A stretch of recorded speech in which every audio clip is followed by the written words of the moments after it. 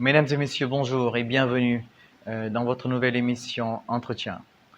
Ceci est un nouveau numéro où nous sommes aujourd'hui partis à la rencontre des écoles supérieures privées du Sénégal pour voir un peu comment est-ce qu'ils survivent cette épreuve et cette crise provoquée par la maladie de la Covid-19. Nous sommes aujourd'hui à l'Institut des métiers du droit, ici à Nord-Foire. Nous sommes partis à la rencontre de Monsieur Morniaï dans un instant. Monsieur Morniaï, dans le contexte de la maladie, en tout cas dans le contexte de la pandémie provoquée par la maladie de la Covid-19, aujourd'hui, les États ont pris des mesures d'urgence un peu partout dans le monde. Et parmi ces mesures d'urgence, justement, il y a la suspension des cours de l'enseignement supérieur. Donc aujourd'hui, je pense que vous n'êtes pas épargné en tant qu'école supérieure privée. Avez-vous un plan de relance, un plan de résilience d'abord par rapport à cette crise et quel est-il? Alors, permettez-moi tout d'abord, Ismaël, de vous remercier de m'avoir accordé cette interview et je salue vos téléspectateurs. Et pour revenir à votre question, bien entendu, nous avons un plan de résilience parce que d'ailleurs, nous avons même anticipé avant que même le ministre préconise un plan euh, au niveau de l'enseignement supérieur. Alors, donc, ça tombe à pic. Nous étions plein dedans, en train de faire euh, la formation pour les étudiants et les professeurs. Et on a démarré depuis le mois passé les cours en ligne. Et voilà, et espérons que bientôt la pandémie va disparaître pour qu'on retrouve le rythme normal de fonctionnement de nos instituts. Très bien. Certainement, vous en avez parlé aujourd'hui. La reprise des cours est planifiée pour le mois de septembre. Donc, l'attente sera longue. Et aujourd'hui, en tant que simple technicien, la question que je souhaiterais vous poser, c'est de savoir est-ce que cette attente, est-ce que cette rupture aura des conséquences sur la qualité de l'enseignement supérieur qui est dispensé aux étudiants? En fait, en réalité, la qualité de l'enseignement ne changera pas. Ça n'impacte pas du tout la qualité, mais ça impacte le timing, l'emploi du temps. Et comme l'année académique était prévue de janvier à décembre, et là, donc, ça va impacter sur l'année prochaine. Et là, il n'y aura pas de vacances et également, ça va chambouler véritablement le calendrier des examens et autres. C'est le seul problème qu'on a. Mais pour ce qui est de la qualité, ça ne change pas. C'est les mêmes contenus, les mêmes modules, avec les mêmes professeurs et avec le même quantum horaire. Donc là, il n'y a pas de souci. Très bien, très bien. Vous l'avez dit dans vos propos tout à l'heure, aujourd'hui, l'Institut des métiers du droit continue de dispenser ses cours malgré justement l'arrêt des cours en présentiel. Aujourd'hui, vous utilisez des plateformes en ligne pour pouvoir communiquer avec vos étudiants. Donc aujourd'hui, quelle est l'expérience que vous avez eue à travers ces cours à distance? Parce que ce n'était pas assez développé au Sénégal, comme dans la plupart des pays. Bon, j'avoue que c'est un atout. Moi, je trouve que c'est un atout. D'autant plus que nous avions mûri ce projet parce que comme on est dans le monde de la formation professionnelle, il y a souvent des professionnels qui n'ont pas le temps de venir faire la classe présentielle et d'autres qui sont à l'étranger qui veulent faire une formation au niveau de notre institut, qui n'ont pas la possibilité de se déplacer. C'est pourquoi moi je dis que ça règle un problème. Ce qui est certain, après même la pandémie, on va continuer à vulgariser les cours à distance.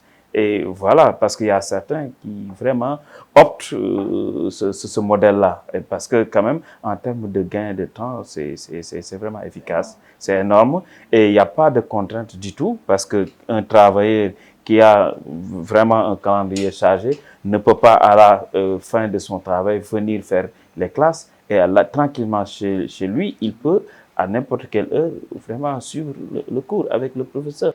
Très bien. C'est la leçon qu'on aura apprise, c'est la leçon qu'on aura en tout cas gagnée. C'est quelque chose qu'on aura gagné à savoir et à expérimenter pendant cette période de la crise provoquée par la Covid-19. Alors, Monsieur Morniaï, on sait très bien qu'il y a souvent des répercussions financières, il y a souvent des répercussions économiques et également sur le plan des ressources humaines. Alors aujourd'hui, est-ce que l'Institut des métiers du droit, à l'image d'autres instituts privés de formation du Sénégal, est-ce que vous avez un plan de relance dans la période post-crise? Oui, vous savez, ça c'est évident parce que comme toute entreprise, hein, on a mis en place un plan de relance parce que économiquement, vraiment, on souffre actuellement. Parce que là, on fait face à des frais fixes. Et bien entendu, pour ce qui est de la mise en place de la plateforme, on a casqué et qu'il n'y a pas de rentrée d'argent. Les étudiants, depuis 3 mois, ils n'ont pas fait de cours, ils n'ont pas respecté les mensualités. De ce fait, c'est l'Institut qui supporte ça. Alors, bon, c'est clair, il est évident que nous devons, après la pandémie, juguler ce problème-là qui va avoir des répercussions sur le fonctionnement normal de l'Institut. C'est pourquoi nous sommes en train de travailler d'arrache-pied pour véritablement qu'il n'y ait pas d'impact sur le fonctionnement normal de l'Institut. Mais c'est, quoi qu'on dise, c'est compliqué pour toutes les entreprises, pour tous les instituts de formation. On a entendu que l'État avait promis, hein, l'État avait promis de faire des subventions, mais jusque-là, rien n'a été fait. Justement, c'est la question que je voulais vous poser. Est-ce qu'aujourd'hui, l'État du Sénégal, les autorités de l'enseignement supérieur et le gouvernement en général, est-ce qu'ils ont prévu des mesures d'accompagnement, d'abord dans le cadre du plan de résilience, avant le plan de... Bon, en fait, moi, comme tout le monde, hein, j'ai appris par la presse qu'il y a une enveloppe qui est prévue. À un moment donné, ils nous ont envoyé un mail pour nous demander des informations. Depuis le mois d'avril, on a fourni toutes les informations. Depuis lors, il n'y a pas de suite. Il n'y a pas de suite, on est dans l'attente, espérant que véritablement ils vont tenir parole. Et là, vraiment, ce serait salutaire. Ouais. Alors aujourd'hui, juste cette émission tire à sa fin, cette émission entretien. Donc je rappelle que nous sommes en présence de Monsieur Moringaï, le président-directeur général de l'Institut des métiers du droit, donc qui est une école de formation supérieure privée au Sénégal. Nous étions partis à sa découverte pour voir un peu comment vivent justement les écoles supérieures à l'épreuve de la pandémie provoquée par la maladie de la Covid-19. Monsieur Moringaï, juste pour terminer, est-ce que vous avez un message à vos étudiants? Oui, le message que je lance à mes étudiants, c'est de tenir bon et d'être très concentré en cette période assez difficile et pour tout le monde, hein, et également d'être safe, d'être prudent, pour être protégé vis-à-vis donc de la maladie et espérant que très bientôt les activités vont se reprendre normalement et également dire aux étudiants que rien n'a changé parce que le même contenu des enseignements est en train d'être délivré et bientôt on va faire les examens tout en ligne, hein, et voilà, il y aura des examens oraux, etc., et des examens écrits, voilà, bon, rien ne change, hein.